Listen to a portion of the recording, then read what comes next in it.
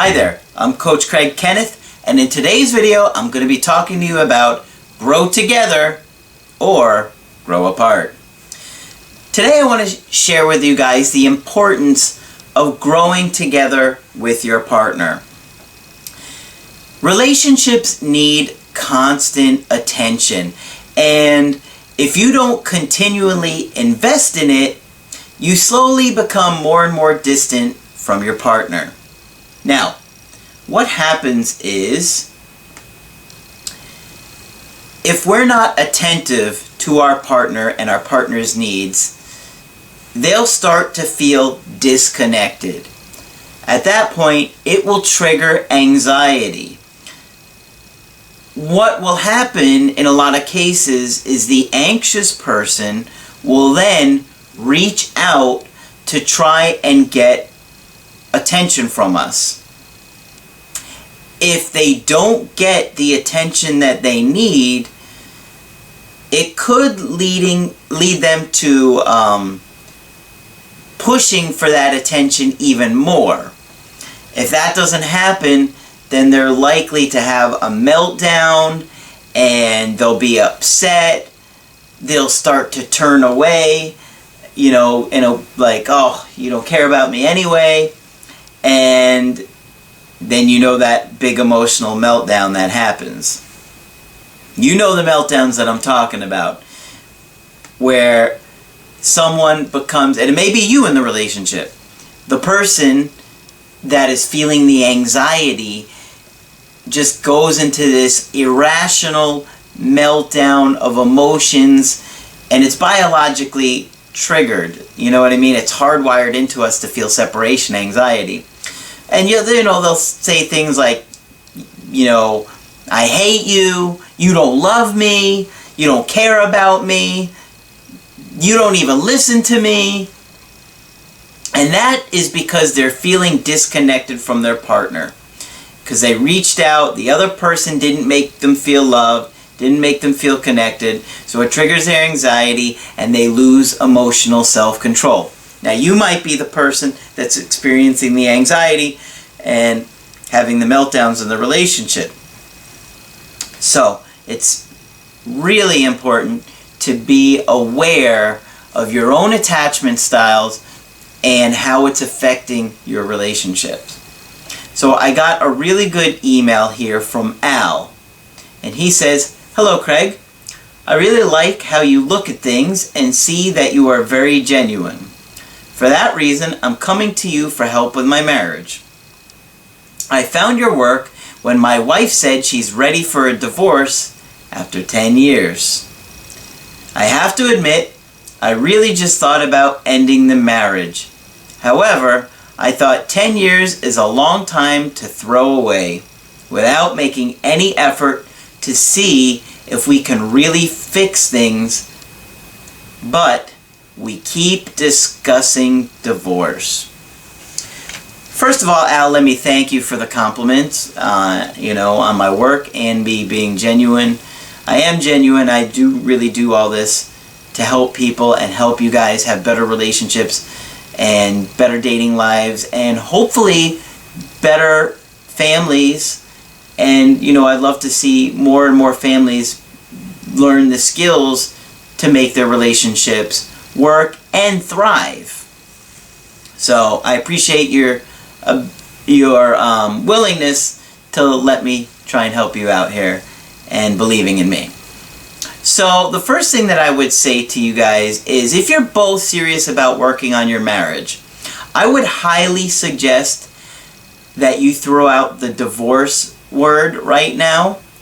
The relationship needs safety. And neither one of you guys is going to feel safe if you're constantly talking about divorce as an option. So, what I would suggest to you is giving it 4 months. And because we're around the middle of August, I would say try and go through into the new year before you guys bring up any kind of divorce or bring that up again. Like, really commit to a relationship for a solid 4 months. And because we're, like I said, in the middle of August, 4 months from now would put us right around the Christmas time. Try and get through the holidays and then reevaluate in January and see if you guys can make things better before that time. Let me go on with the email. He said, we have had different work schedules for the past 2 years, and I think it's really hurting our relationship. She says we're growing apart. I try to be a good husband, but nothing I do seems to be good enough. She's constantly telling me I don't love her. I always tell her that I do. She says we don't do enough together, but I tell her we go out and do things about once a month. She gets angry at me if on my phone checking the scores of a game, she says things like, you care more about that score than you care about me. You may have heard that, guys, huh? The problem here is that she's feeling disconnected from you. She isn't feeling loved, and you're making it worse because you're arguing. You know, what you're doing is, and what a lot of guys do is, when someone says they have a problem, we try and use logic and reason to fix it. For example, she says we don't go out enough together, and instead of validating how she's feeling, you're saying, well, we go out once a month. That's not going to get you anywhere with a woman. What you need to do is say, well, let's go do something. I'd love to go do something with you. And then throw out some ideas or see if there's something she had in mind and go do it with her.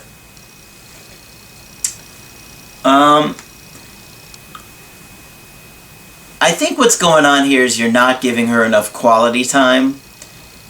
Everyone has certain things that they need to feel from their partner to make them feel loved, and quality time is one of them. So she's saying, we don't go out together, so that tells me she wants quality time. Everybody has different things that make them feel loved.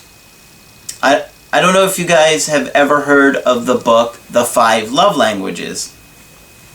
This talks about how there are generally 5 different areas that make another person feel loved. And these are the 5. Receiving gifts, physical touch, words of affirmation, acts of service, that would be like doing things for your partner, and quality time. I'll touch on these briefly. Receiving gifts, that's fairly obvious. You do things for them, you buy them gifts. That makes some people feel loved. Physical touch, pretty obvious. Some women, like to have their hair brushed, their back rubbed, maybe their back scratched, whatever it is. Everybody likes different things to make them feel loved as far as physical touch. Words of affirmation. That would be like, saying, honey, dinner was great. You're such an amazing cook. That makes some people feel really loved. Acts of service. Taking the trash out. Doing a chore for somebody. That makes them feel like, oh, they really care about me. He took the kids to school today. Quality time. That's what I think is going on in this particular case. His wife is not feeling that quality time of, let's go do something together. It's about being present with her when you do the quality time. It's not necessarily what you're doing, it's how you're doing it with them. So if you know your partner's love language and you know your own, it can help a relationship a lot because you can give your partner what you know they need and you can ask your partner for what you need. That's called being an adult. Some people will say, well, he should know. No. If somebody says, he should know what I need, he should know what I want, that indicates to me an early developmental arrest. What does that mean? It means that they are arrested, they're stuck in an early childhood state where they want to be taken care of like a parent would take care of a child. Like, you know, if you're a 2-year-old, you cannot ask for what you need or what you want. It's hard for you to express it. So, when somebody is assuming that you're supposed to know, that's telling me that there could be an early developmental arrest. Something happened in their early childhood, and they're kind of stuck in that phase. Because to be honest, that's not what an adult is supposed to do. Adults are supposed to be responsible for expressing what they need and how they feel to their partner. Hey, I'd really appreciate it if you could scratch my back tonight, or rub my back tonight, or I would really appreciate it if we could go to a movie together this week. I've been really wanting to see this movie, and I love when we go to the movies together. Expressing what you need is acting like an adult. And when somebody is wanting you to intuit what that is, that's not a good sign. So, let's get back to where I was at here. Got a little bit off on a tangent there. I was talking about the 5 love languages and in relation to what's going on with this woman. I think she's feeling disconnected. And that is one of the main reasons that we fight, is feeling disconnected. It causes the anxiety, and then we do all these things. Because we're wanting to connect with our partner. That's really what this is all about, is wanting to create that connection again and not knowing how to do it. Some people just don't know how to do it. So they get even more anxious and they lose emotional self-control.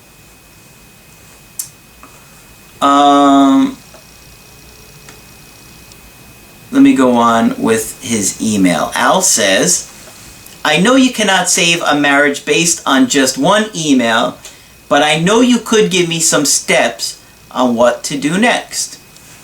Alright. That I can do. The first thing I'm going to recommend to you is the following 8 videos that I've done. I went through the list of the videos that I filmed currently. Obviously, you guys know I post videos Monday through Friday, so I'm going to have more to come. But these are 8 videos that I think would help you with your marriage. And guys, if you're having relationship issues with your wife, or could be your husband these days, I would suggest watching these 8 videos. You might want to get a pen and write these down. The real reason relationships fail. She wants you to hear her, not solve her problems. How to make your partner feel loved. What's an attachment style? Disconnection hurts. 3 ways we ruin relationships. The struggle of intimacy. And be her best option. I think watching those videos is going to give you a lot of insight into what's going on with you guys and will help you make some immediate changes. Now, if she's receptive to the idea, I would highly recommend her watching those videos also. You could even watch them together and then talk about the video afterwards. The next thing I would suggest to you guys is trying to plan a fun day or activity together. Try and think of something that you both enjoy doing together. The day needs to focus on really being present with her. It's not so much about what you're doing, but being present with her during that time. That means looking at her in the eyes, holding her hands, making her laugh, listening to her, being emotionally attuned with her. You want romance to happen. I would also suggest you signing up for a Skype coaching with me after you've watched those videos and have gone on your date outing. You can tell me where you're at, what problems you see are going on, and what mistakes you've been making. I can help you process, everything. We can talk about how you're feeling, and we can kind of come up with a plan from there. The Skype coaching gives me a much better idea of what's going on with you guys. I can assess the situation and come up with a plan. We can look at your strengths, your weaknesses, everything that's going on. I've been a therapist since 2002, and now I'm doing the coaching online, so I'm here for you guys. The last thing I would suggest is looking into getting a marriage counselor. Now, personally, I would recommend somebody, a therapist, that is educated in attachment theory, imago therapy, object relations, or John Gottman's work.